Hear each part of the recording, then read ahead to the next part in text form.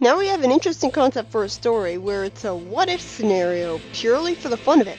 Something that I bet the writers had some fun doing, and something that we can't really expect of the later issues in the comic.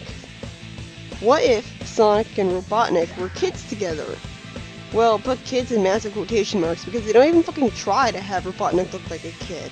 And since he's still treated like one in the story, that's pretty disturbing, as well as immersion-breakingly stupid.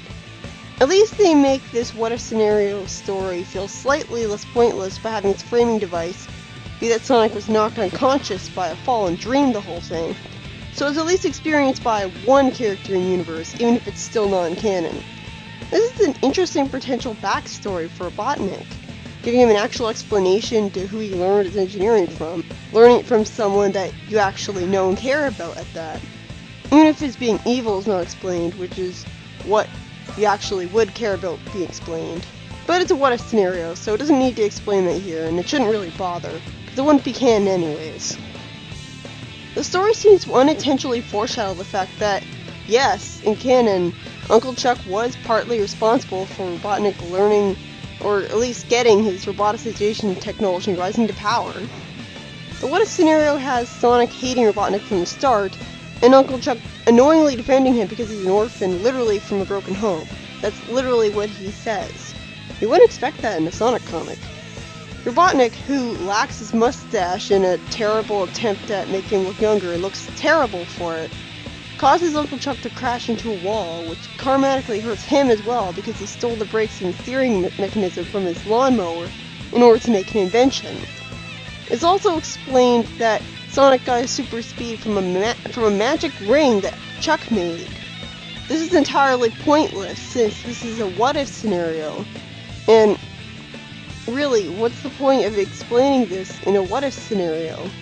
How does he feel fast? How would he know that he was made fast before even running at all? And is Chuck a magician? Because that's the only way he'd have been able to make that. This is obviously not the canon origin for his super speed, and good because that would be a really stupid origin. It's revealed to Chuck why he got hurt because Eggman's robot stupidly tells him all about it in an apology. Why he'd programmed the robot to be that stupid and want to apologize, I don't know.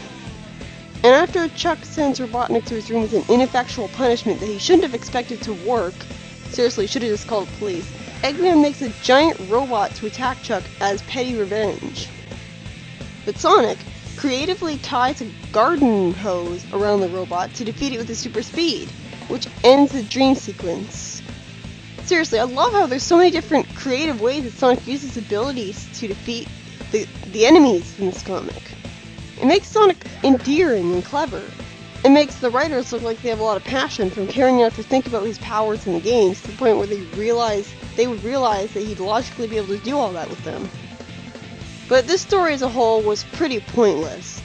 It disturbed me, both the way Robotnik looked and the sheer concept of Uncle Chuck raising him as an orphan in general. And I found it really annoying how Chuck was somehow totally oblivious to Robotnik being evil while Sonic wasn't, even though Chuck is supposed to be smart. At least any of the plot holes and logical inconsistencies I could find were rendered moot by it taking place in a dream. Now for a more worthwhile story. Antoine sucks at cooking too? I thought it was just Sally. What's the point of having two separate characters in the same group that suck at cooking? And, I don't know. Why would the Freedom Fighters pull a prank on Sonic and make him think that Rotor's been roboticized? In a universe where that's considered the most horrifying fate, that is seriously not funny territory. Why would they even joke about something like that? The reason they have this getup is because they plan to use it to pass Sonic off to the robot so he can infiltrate Eggman's base and inconvenience him. I assume it's to completely take him down, but with Sally's whispering, we don't really know what exactly their plan is. I don't like Sally calling it a scheme when she's not considering it to be an evil plan, just a plan. But anyways, this story is early installment weirdness, because this whole plot wouldn't have worked if the robots at this point in the comic's history weren't drawn to look the specific early installment weirdness way that they do. So obviously the story hasn't aged very well. Later on in the comics history, the roboticized people don't look like just regular people with goofy eyes and bear trap mouths. They actually have metal. But whatever, it's still a good plan regardless. Of course, the freedom fighters don't want to let Tails in on the plan, possibly because they don't trust him, not to mention outside the base now that he revealed to Eggman. How stupid do they think he is? Or maybe they're just worried that if they tell him about it and he's outside the base, then a Baddick will listen in and find out the whole plan early, I don't know. So instead, they make Tails think Sonic was turned into a robot forever, which would logically be pretty traumatizing for him and pretty dickish of them to do. But let's ignore that. Tails' line when he sees Sonic in his robot disguise is really stilted. He just tells the audience what's blatantly happening on the page, which I've heard is something that's common of comics in general, especially for kids, which is really weird because it's a visual medium. You'd think that if there's one media where this wouldn't happen, it would be a visual media, because it's totally pointless. You can see what's happening. You don't need the characters to tell you about it.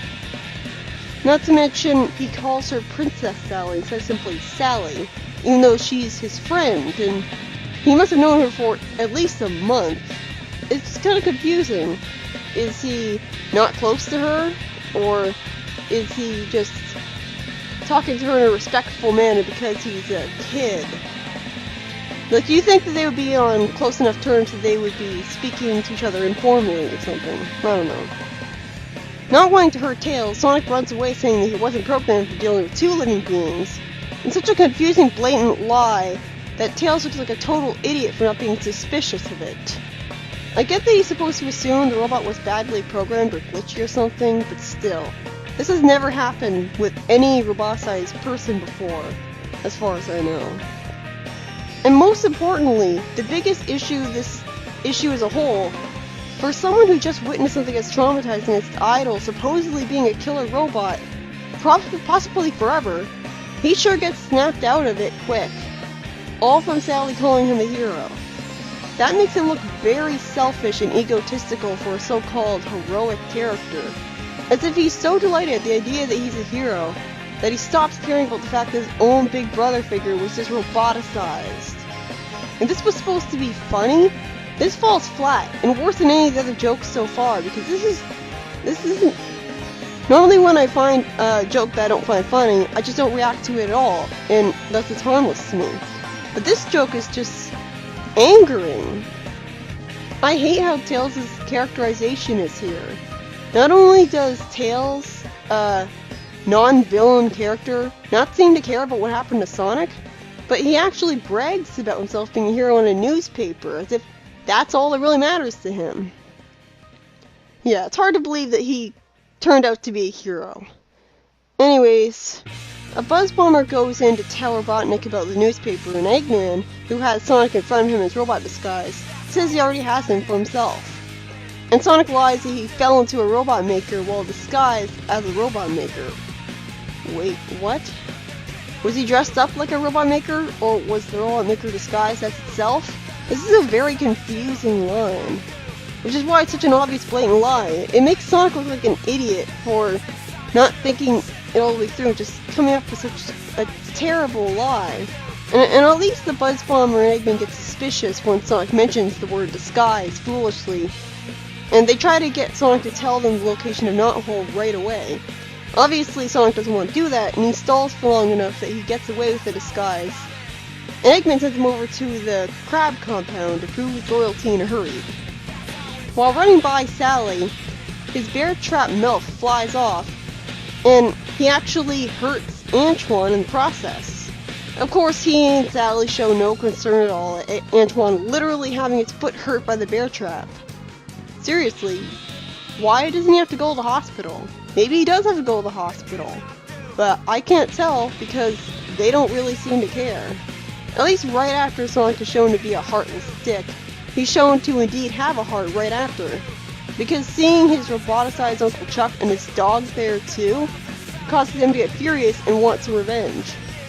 After a kind of heartbreaking moment where he tries and fails to get Uncle Chuck to act like a person and recognize him again, he decides that he can't blow up the factory with Chuck building crab robots there, Why his uncle didn't attack him in his roboticized state and his dog did is beyond me.